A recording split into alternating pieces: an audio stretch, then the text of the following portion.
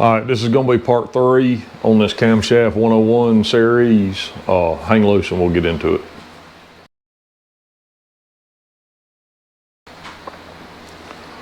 All right, so today I got a couple things, but the main deal is the first thing we're gonna do is we're gonna talk about the parts of a cam lobe, like what is this area or that area, what's it called, why is it called that, because I think there's some confusion, and we're going to try to alleviate confusion. And what did I do with my Sharpie? Here we go. All right, so the first thing is, I got a little closer, I hope that's going to make it better. So this whole area down here is called the base circle. This area is where, if it's a solid, on this area is where we're going to set lash at. Generally speaking, so we'll call that BC. And usually this has a given diameter, and this diameter is what, for to get different applications, it determines, like on a non-adjustable valve train, like a LS or a lot of Chryslers or FE Fords, or even a lot of the Clevelands and big blocks. Some of that stuff's not adjustable. This diameter is going to determine how long the push rod's got to be, and it changes. With a journal camshaft, a camshaft that's going in a block, this diameter is going to change with lift. So a 500 lift cam is going to have a larger base circle than a 600 lift cam, always, unless somebody ground it wrong. So this is the base circle. All right, then as the lifter or the cam comes around, I think that most people, and here's where the confusion comes in from lots of conversations we have with people on the phone or comments or stuff. I think people believe this area right here, this area, they think this is the ramp. This is not the ramp. The ramp is a little bitty spot right here. And it's I mean, literally it's about 3 scooter legs long. So this little bitty area is the ramp. This area here is called the flank, or sometimes we call it the main event. Just talk about the ramp a minute. So the ramp, all the ramp is doing, and again, this is,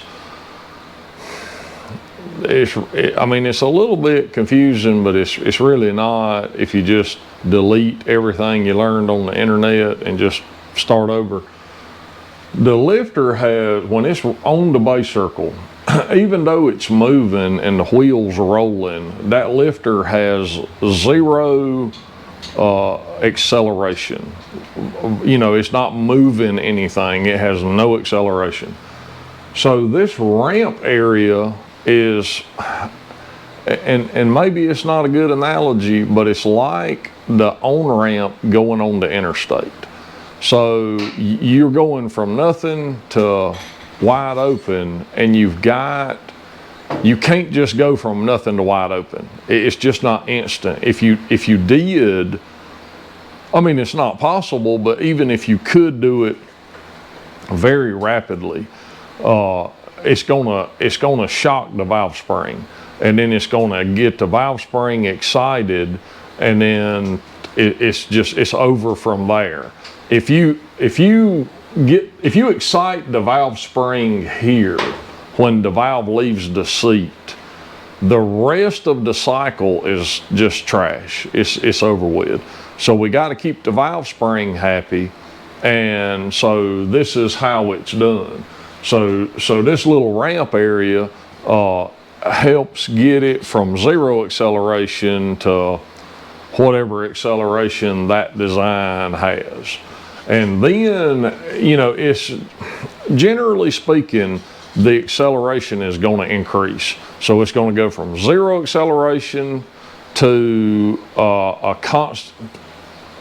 Again, I don't want to get way off in the weeds, but it'll go into a constant velocity area. Some designs are that way, some are not. It's going to go into a constant velocity area, and then it's going to start, the velocity is going to start increasing until it gets to, you know, and that velocity may increase till it gets, you know, I don't know, way up here, and then in the main event. And then, so generally, before it goes, so this up here is the nose radius. So this is the flank on the opening side, this is the nose radius, this is the flank on the closing side, and then there'll be a closing ramp here, and then right back to the base circle, and then we wash, rinse, repeat. So usually you'll see the velocity increase until it gets pretty close to the nose radius, and then it'll slow down and go over the nose, and then it'll speed up again a little bit, and then before it gets to the seat, it'll slow down again before it sets the valve down. Generally speaking, you can bring the valve off the seat faster than you can set it back down.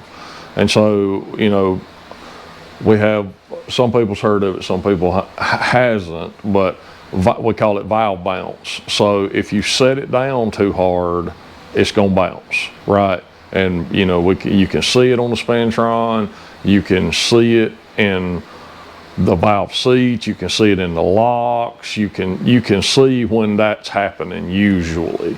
And sometimes, you know, it's just maybe springs or mass, or there's a lot of reasons, but generally in the design on race stuff, it's this side of the event is going to be more aggressive than this side of the event, generally speaking.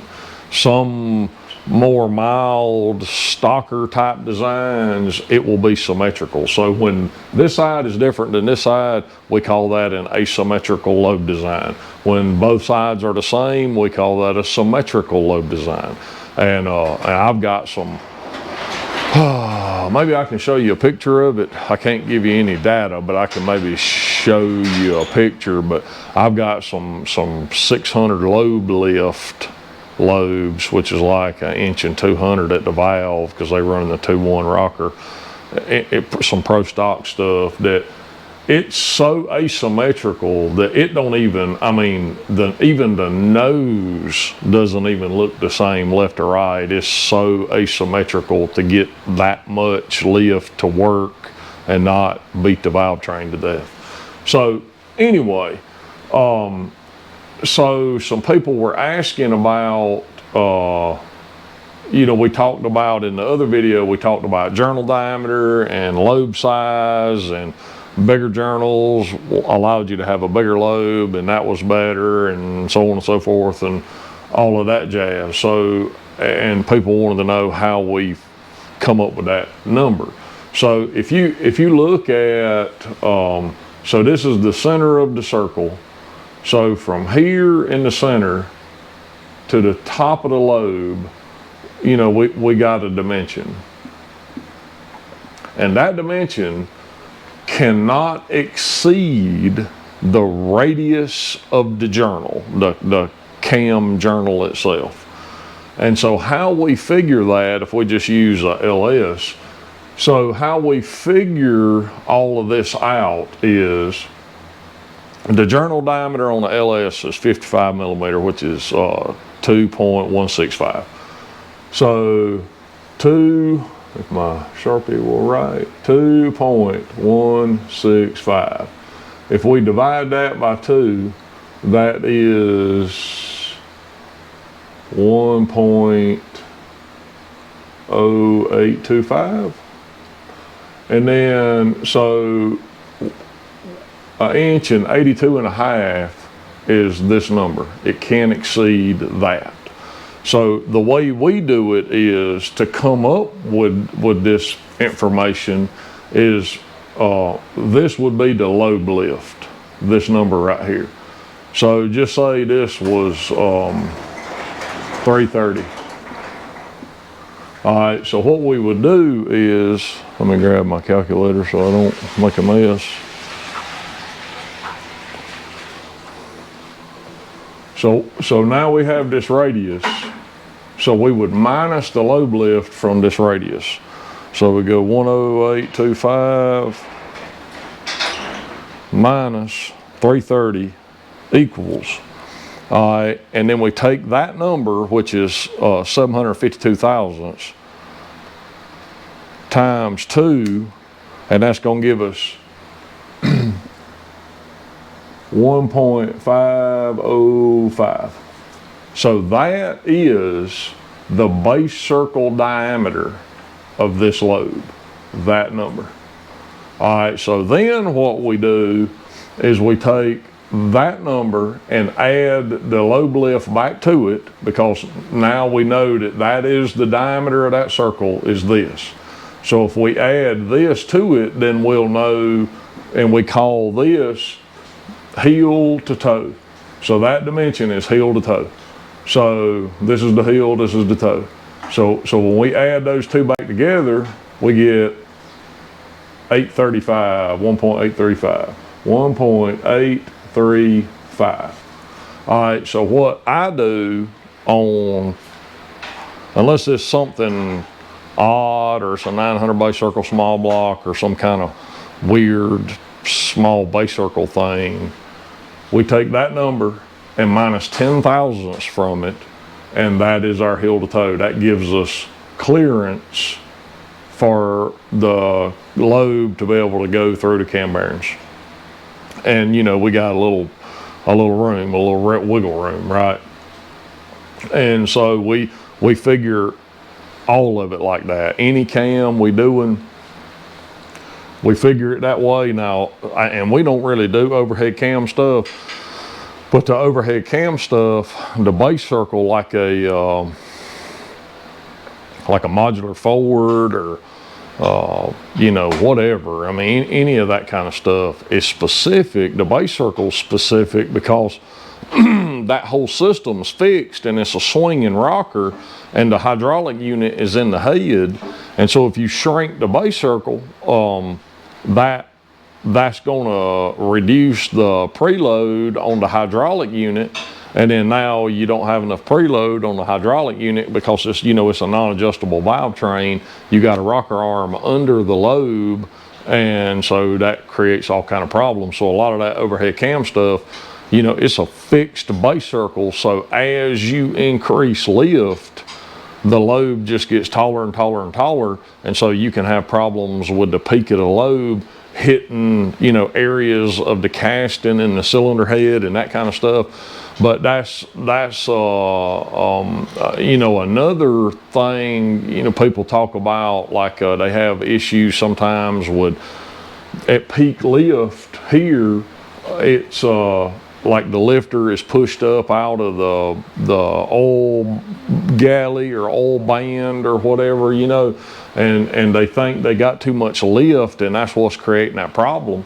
But the issue is, because of the way all this is figured, it's irrelevant how much lobe lift the lobe has. The top of that lobe is in the same position always, because we sized the lobe for this to be at the top of the journal. I mean, that's just how it is. So whether it's 300 lobe lift or 400 lobe lift, the top of that lobe will still be in the exact same place. The only thing that happens is the bottom gets smaller. So the lifter is going to go further down in the block, but it ain't going any further up.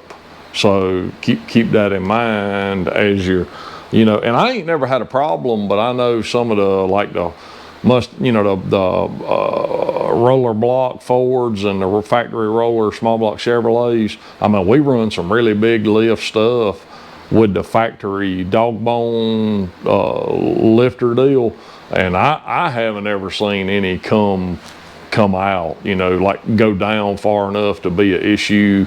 So, you know, but stuff can be an issue for sure with like retrofit type lifters. I have seen some instances, maybe it was, I don't remember what it was now. Maybe it was FE Ford, or maybe something odd, like I don't remember, but it was probably something weird. But when it was on the base circle, might have been a 409 Chevrolet. When it was on the base circle, the link bar was actually touching the top of the lifter bore, so it wouldn't go down far enough. So we had to machine the top of the lifter bores. So, you know, you got all these kind of weirdo problems when you're doing some of this stuff. You just got to check all the boxes, because you can't never assume that everything's good, right? And so I ain't gonna make this one 3 hours long. Another couple of things right quick, and I got more besides this, but another couple of things right quick is, I guess this is a regrind type question, but I get this a lot too. Can you grind a flat tappet cam? Can you regrind it, make it a roller? So number one, no, physically the nose is so small that there is no way you could get enough width to ever make it a roller. There's just absolutely not enough material there to even try. But even if you could, you can't run a hardened steel roller lifter on a gray iron cam. It just won't work. It'll last about 15 minutes and there won't be nothing left. And another question is, can you make a hydraulic a solid, or vice versa? And the answer is absolutely. The cam doesn't know.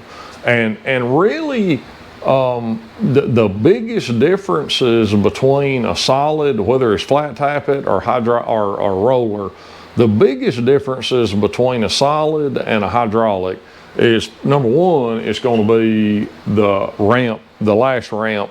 The way it's designed is different, because a hydraulic, because the lifter is a shock absorber basically, generally the ramps are just like a gentle just go. You don't have this constant velocity area, and the ramp is so much smaller on a hydraulic because it's all in by 6 or 8 thousandths, whereas a solid, may be, I don't know, 10 or 15 thousandths. So you've got, and again, I'm just generalizations.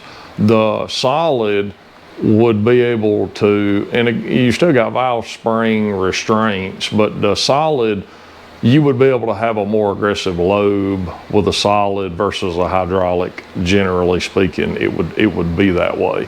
But yeah, for sure, you can make a solid hydraulic or either way. But again, like we talked about in the other video, you still can't make a big cam a little cam, and you make a little cam a bigger cam. But just keep that in mind. But yeah, like hydraulics for sure, like a flat tappet, and I don't do them, but people do them. But you can take a flat tappet hydraulic and make it either or relatively easy, because they're just the lobes are so small on those anyway, and the shapes are the same principles apply, but you usually got a lot more to work with on a hydraulic than you do roller stuff. What else do I want to touch on? And I think what we'll do maybe on the next video, I'm going to probably wrap this one up because I got to get to work. On the next video, and again, leave me comments and ideas and we'll try to incorporate it. But in the next video, I'm trying to get a bigger screen so I can just put a camera on the screen and let you see the screen on the Cam Doctor, because a bunch of people are asking about that. Oh, I know one more thing that I'll plug in here. So some people didn't understand the durations, like at 6, at 50, at 200, and why we needed them and what that was about. So the whole at 6, at 20, at 50, at 200, so those are check-in intervals. So if you got a degree wheel on your motor and an indicator, and you get top dead center like you're going to degree a cam, and you start rolling it over, well, when the indicator reads 0.006 lift, you start reading duration. And the reason that it's done that way is because, the hydraulics are squishy and stuff's, slack in the system, push rods are deflecting, that kind of stuff. So at some point, it was decided that at 6 was the number, because everybody was using something different. Some people were using nothing, some people were using 4, some people were using like 2, and so I really think Harvey Crane probably made that standardized at 6. And then so at 6 is what we call advertised duration on hydraulic stuff, roller or flat tappet. And then 50 is really a better number, and it's the same deal, let it open to 50 and then start reading the wheel. So from 50 to 50, from 50 on the opening side to 50 on the closing side, that duration is what we talk about at 50, and that's like the industry standard. And it's more, I think, the reason that is because you can better gauge a cam at 50 than you can at 6, because of, we talked about intensity, like really big 6 numbers. So, if you just, I want the biggest cam, the bottom of the page guy. Well, if he's just looking at the 6, he might actually get a really slow, lazy cam and not know any better. So, you need to look at the 50 and the 6, but the 50 is a really good number, and that's like been the standard for as long as I've been alive anyway. So hopefully that makes sense, and if you got more questions about that, like I say, just put them in the comments. But all right, so we're gonna wrap it up. Thank you so much. If you need anything, check out the website, powellmachineinc.com, and if you got cam stuff, cam questions, shoot us an email. There's an email link on there, or put it in the comments, and I'll see it, and we can have a conversation then. Thanks so much. We'll see you on the next one.